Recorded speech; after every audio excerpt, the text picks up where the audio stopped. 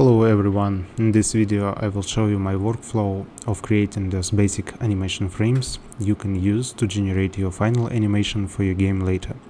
So currently on the screen you see the animation frames for skeleton attack. If you remember, there was a demo in previous video and there was a skeleton which was walking on the upper floor, and then the skeleton was close enough to the character. He tried to hit the character with his hand. So basically that animation was created using those basic frames as the base layer. So that animation was created using those frames as a base layer. Right. So the first tool we would need is mixamo. Mixamo is a free resource and it provides us with a plethora of animations. There are all kinds of animation, from very basic like walk and idle animations to very advanced like some magic attacks, spell casts, sword and shield charges, etc. Okay, so for the purpose of this video, let's say for example that we want to animate the fireball cast. Okay, this guy looks like he's know what he's doing. Okay, yeah, I like this one. Alright, so the next one, you want to download this model with animation attached to it. So the format is FBX, skin with skin,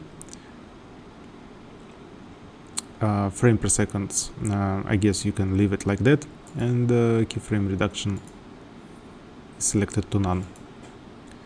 Download it. Another tool you're gonna need to generate animations is Blender. Blender is a free 3D model software, and you can download it from the official site blender.org.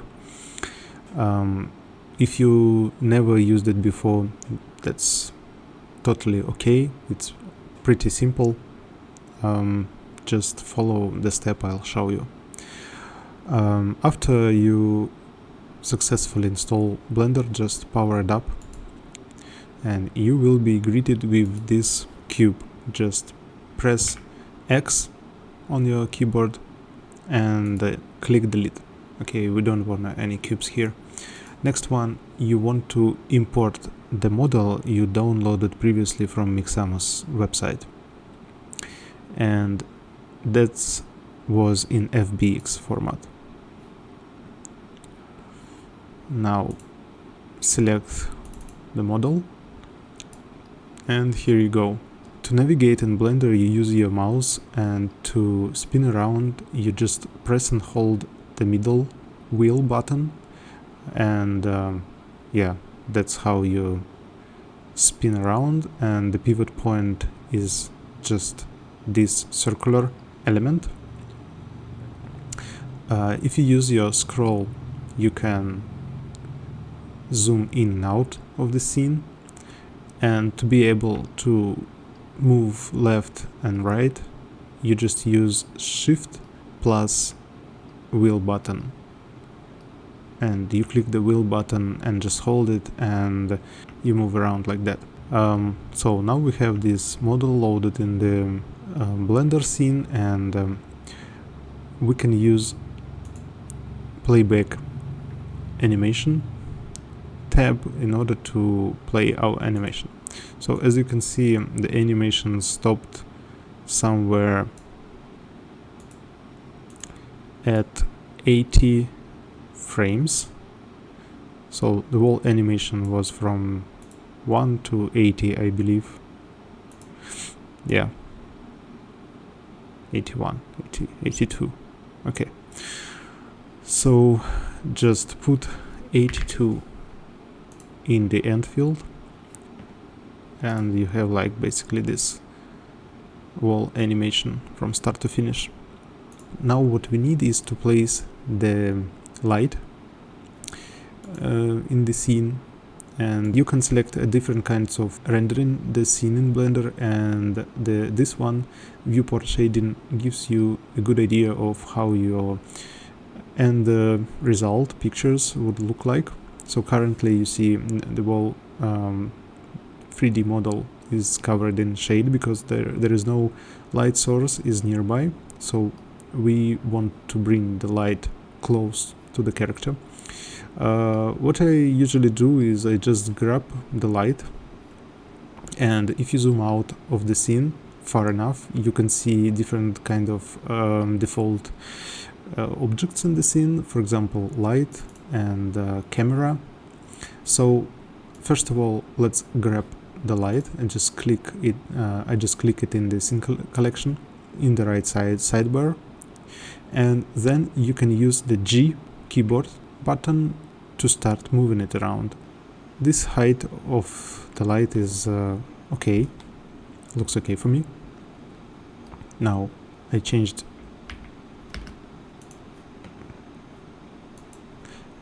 the angle again to move it closer to the character, and now you see the light is pretty harsh. Now we need to navigate to light properties and change some parameters. And yes, I believe that's power is what we need. So you can make it brighter, you can make it dimmer, but something like this is good enough. The only thing is I want is to light up her face. So I will move light to the side, and maybe I reduce the power so it's not gonna be so blown out. Alright, now the next step is you want your camera to be selected, and if you press 0 on numpad, you go into this mode where you see through the camera. So when you're gonna render your images, you're gonna render them through the camera. I want you to open this mini sidebar and then select the view, and then select camera to view checkbox. To check what you see through the camera, you can select render and render image, and you see this is the angle you see through the camera. So we need to adjust the camera angle. Press 0 on numpad again, and now you can move using the same controls like middle mouse button and shift in combination with shift button on your keyboard to adjust the angle you are looking at the character at. So yeah, something like this is looks fine.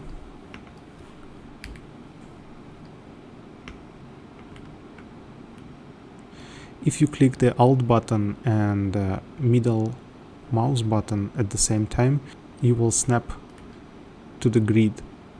Now if you're going to press the mouse middle button and start to spin your camera around the character and then press Alt button, you're gonna snap to the grid. In other direction, I press Alt button and snap to this angle. So we are interested in this side view, right? Now we need to change the dimensions of our camera.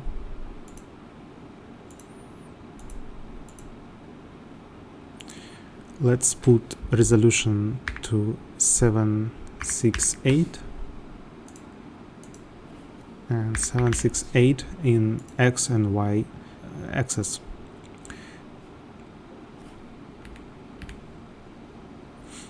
Zoom in so your character is filling pretty much all the space available.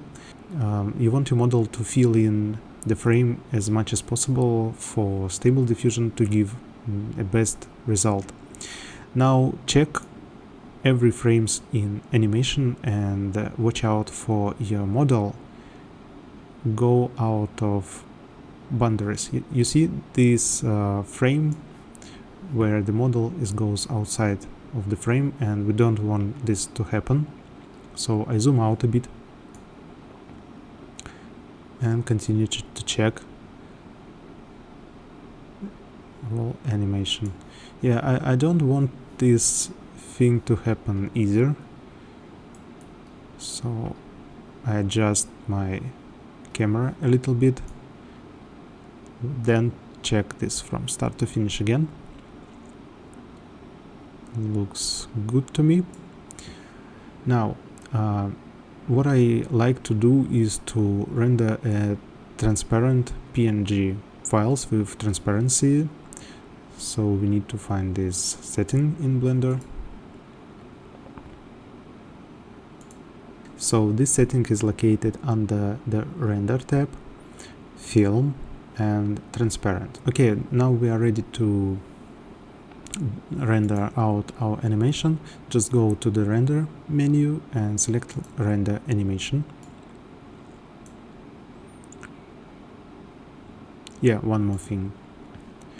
You want to specify where your output is. After that, you can go to the Render submenu and select Render Animation.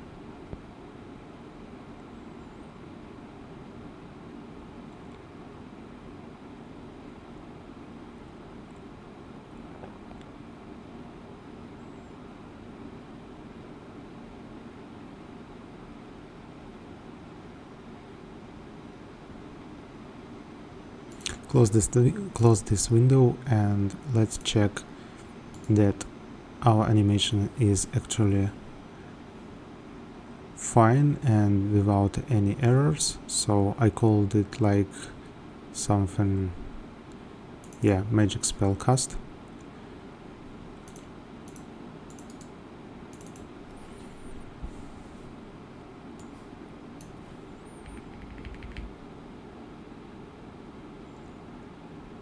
Yeah, looks fine to me.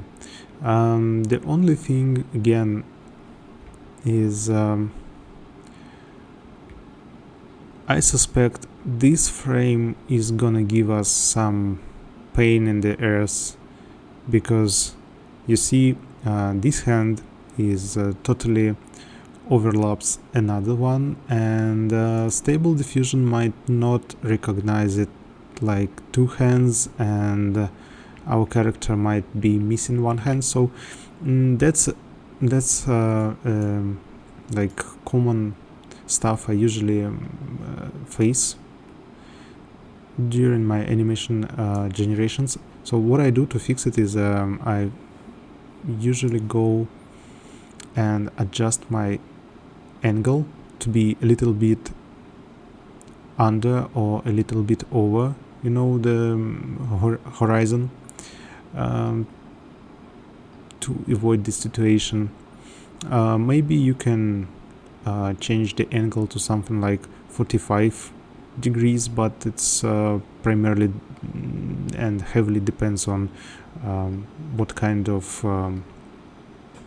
style you use for your game.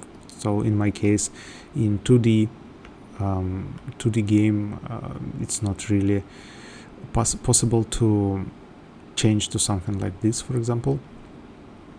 So I would rather select slightly over the horizon look. In some cases it's wiser to change the animation altogether, so just pick the different kind of animation. It's not a big deal. Yeah, so for this tutorial to be complete, I think we should generate that animation of spellcast based on those frames in Stable Diffusion now. So it will be interesting to see what the end result looks like.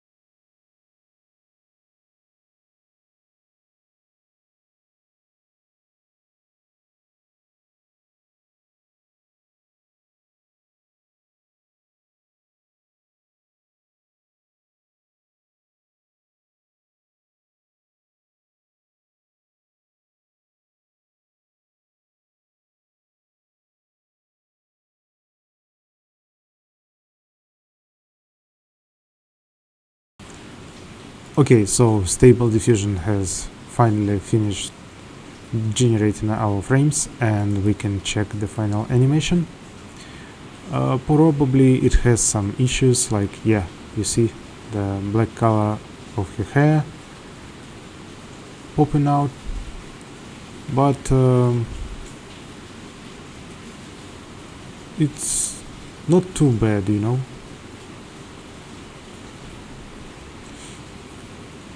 And if you pick your reference image more carefully, like if you try to align the reference image with the prompt more carefully, you would get much better results. So the next video, I think the next video will be the actual start of development process.